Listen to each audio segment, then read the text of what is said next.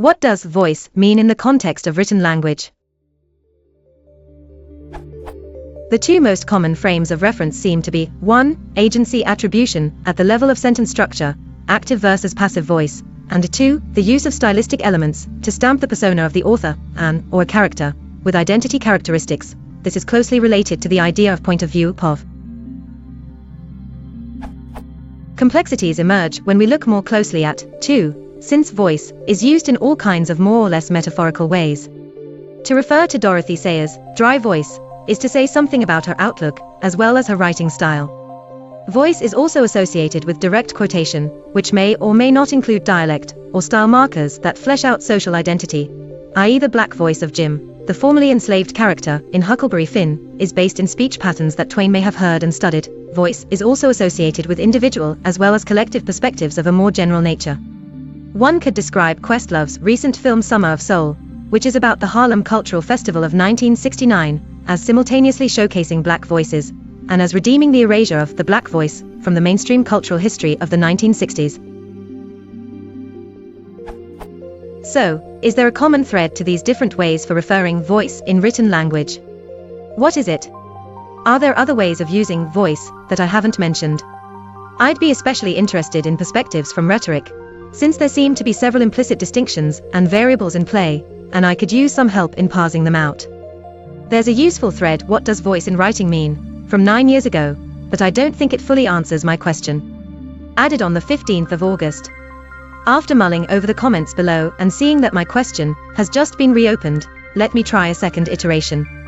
I trust somebody will let me know if this ought to be posted as a fresh question. Why is the grammatical category of voice, which I have referred to above as 1, so named? My understanding is that generally speaking, voice has to do with the relationship of participants to the action contained in a sentence. Possible forms of voice extend beyond active and passive, for languages have developed many ways for expressing different ways of acting or being acted upon. This is even true in English. The book sold well is technically passive, but it imputes some agency to the book itself, unlike, say, the book was sold by Amazon. Okay, but how or why did the ancient grammarians, who were in the business of inscribing speech as writing, even come to denote this category as voice? I just don't see that acting or acting upon has any intrinsic or logical relationship with vocalization, certainly not pre-Christianity. It would be great if somebody could explain the linkage, or perhaps the dead metaphor, which brings me to an ancillary question. Would it be correct to conclude that the grammatical idea of voice is, or was, in fact a metaphor, qualitatively no different than the various metaphorical uses of voice in writing, see 2 above, which Lawler so helpfully describes in his 2012 post?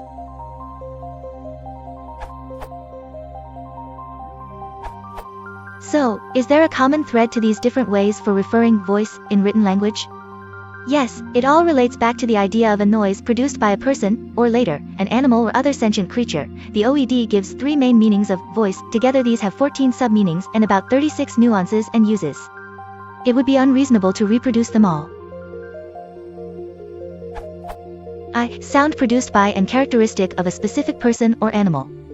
A particularized instance of the phenomenon described in branch 2, from c.1302.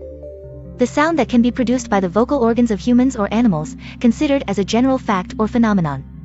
From c.1333. Grammar. A category used in the classification of verb forms serving to indicate the relation of the subject to the action. C.1425 in C.R. Bland teaching gram. In late medieval Eng.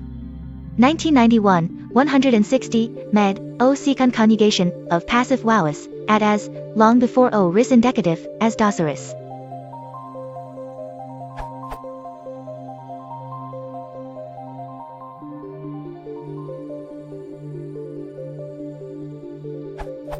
The noun itself comes via Norman French and Latin, vox, from the same Indo-European base as Sanskrit vac, Avestan vac, ancient Greek pi alpha, accusative.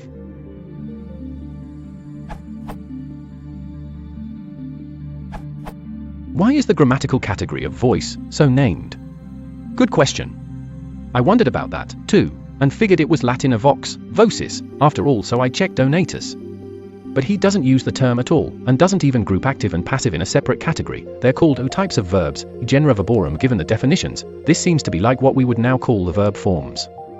Passive and active verbs are identified only by their endings, not by their uses or meanings, and they're classed with deponent and semideponent verbs, also by types of endings. So that's a dead end. Grammatical voice is not a Latin term. The OED's first examples of the grammatical sense of voice in English are remarkably recent. 1382 Wycliffe Prohl. 57 a participle of a present tense, either preterite, of active voice, ithi passive. 1591 Percival Span. Dict. C2 By changing e of the future of the indicator into ia, you make the third voice of the preterimperfect tense of the subjunctio. The OED adds that it was used instead of person here, i.e, it's a typo, 1612 Brinsley POS. Parts, 1615, 20b, due the terminations of the first persons of the actu voice alone. These appear to be discussing Latin grammar. Looking at related languages, German just says impassive, but French and Spanish both use reflexes of Latin vox.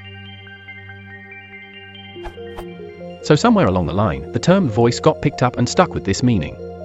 Probably nobody had any use for the term anymore, what with all this newfangled printing and Reformation and Renaissance and all that stuff going on. English, of course, doesn't have any grammatical voice. There's a passive construction, transformation, rule, and a middle alternation, which, incidentally, is what's going on with the book is selling well, but no active construction, rule, transformation, or alternation. Or voice. This is just linguistic terminology used conservatively. I'm not a conservative person, but I use grammatical terms conservatively because when they're used liberally, they tend to smear across every topic we can possibly associate with language, which is pretty much everything.